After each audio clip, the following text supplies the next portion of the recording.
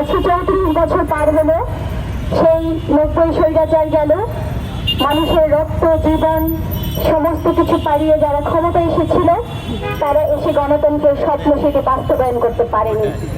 বিগত 15 বছর থেকে মানুষের যে গণতান্ত্রিক যে ন্যূনতম যে অধিকারগুলো ছিল সমস্ত কিছুতেই এই স্বৈরাচারী ফ্যাসিবাদী হাসিনা সরকার সকল কিছুকে তছনছ করে দিয়েছে। তারা উন্নয়ন, স্বল্প গণতন্ত্র, অধিক উন্নয়নের গল্প বলে বলে শোষণ লুটপাট চরম জায়গায় পৌঁছে দিয়েছে। সেই স্বৈরাচারী যে শেখ হাসিনা তার বিরুদ্ধে 1500 অধিক ছাত্র জনতা শ্রমজীবী মানুষের জীবনের বিনিময়ে আবারও আমরা একটি বৈষম্যহীন সমাজ, বৈষম্যহীন একটি দেশ, যেখানে মানুষের যে বৈষম্য সৃষ্টি হয়েছে পাহাড় সম, সেই বৈষম্যকে আমরা বিরোধ করতে চেয়েছি। সংগ্রামী বন্ধুগণ, আমাদের বুকে আশা আছে, আমাদের বুকে স্বপ্ন আছে। সেই স্বপ্ন নিয়েই আমরা রাজপথে লড়াই করছি, কারণ আমরা জানি যে সকল মানুষের মিলিত শ্রমের মধ্য দিয়ে বাংলাদেশ পরিচালিত হচ্ছে এবং সকল শ্রমজীবী মানুষের শ্রমের মধ্য দিয়ে এই দেশ পরিচালিত হচ্ছে। কিন্তু আমরা এই যে 5 আগস্ট, সেই 5 আগস্টের পর থেকে আমরা দেখেছি যে সংস্কারের কথা বলা হচ্ছে, কিন্তু কি সংস্কার, কার জন্য সংস্কার, কেমন সংস্কার, সেই বিষয়টি আমাদের সামনে এখনো পর্যন্ত অন্তর্বর্তীকালীন যে সরকার তার অন্তরের কথাটি আমাদের কাছে সুস্পষ্ট করেনি। আমরা দেখতে চেয়েছিলাম যে আমাদের যে বাজার সিন্ডিকেট, সেই বাজার সিন্ডিকেট ভেঙে যাবে। আমাদের শিক্ষা ক্ষেত্রে যে বৈষম্য আছে, সরকারি এবং বেসরকারি ক্ষেত্রে যে শিক্ষার বৈষম্য আছে, সেই বৈষম্য আমরা বিরোধ চেয়েছিলাম। আমরা কর্মক্ষেত্রে যে বৈষম্য আছে, যার ভিত্তিতে কোটা সংস্কার আন্দোলন গড়ে উঠেছে, সেই কর্মক্ষেত্রে বৈষম্য আমরা বিরোধ করতে চেয়েছিলাম।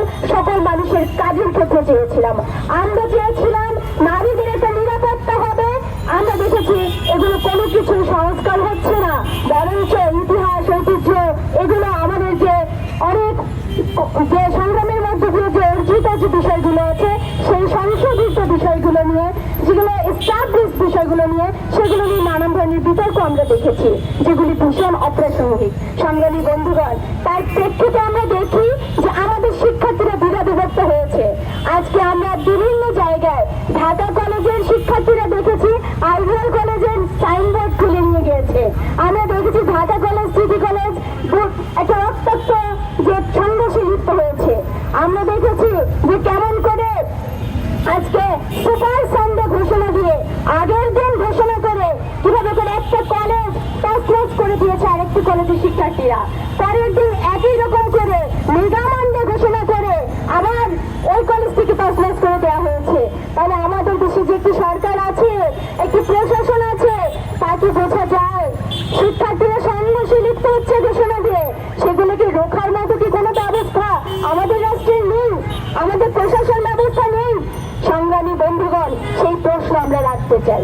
একই সাথে বলতে চাই যে গণমাধ্যমের উপর যে আক্রমণটি এসেছে, জানা কোনো ধারণা থেকে সেই আক্রমণগুলো করে দেশের গণতান্ত্রিক যে সংস্কৃতি, সংবাদপত্র এবং গণযোগাযোগ যে মাধ্যমগুলো আছে, তাদের উপর কখনোই কোনো আক্রমণ করা যাবে না। আমরা যারা এই আক্রমণে সংগঠিত করেছে সেই ঘটনাটি নিন্দা জানাই, একই সাথে তাদের গ্রেপ্তারের দাবি জানাই। সংগ্রামী বন্ধুগণ, আরেকটি কথা বলতে চাই যে আজকে গতকাল আপনারা দেখেছেন চট্টগ্রামের আদালত চত্বরে একটি ভয়ানক ঘটনা ঘটে গিয়েছে। একজন আইনজীবীকে তাদের মানুষের সামনে কিভাবে করে কুপিয়ে হত্যা করা হয়েছে।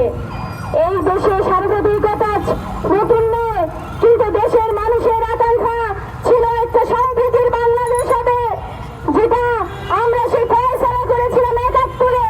সেই ধর্মভিত্তিক জাতীয়তাবাদের বিপরীতে আমরা ভাষাভিত্তিক জাতীয়তাবাদ, যে সেই ভাষাভিত্তিক জাতীয়তাবাদকে জয়যুক্ত করেছিল দেশের 30 লক্ষ শহীদ। কিন্তু আমরা দেখেছি আমরা রক্ষা পাইনি, বারে বারে এই সামাজিকতা এটা মাথা চাড়া দিয়ে উঠেছে। আজকে আমরা আবারও সেই সাম্প্রদায়িক যে বিষ বাষ্প, সেগুলো আমরা ছড়িয়ে পড়তে দেখেছি। আমরা দেশের সকল গণতান্ত্রিক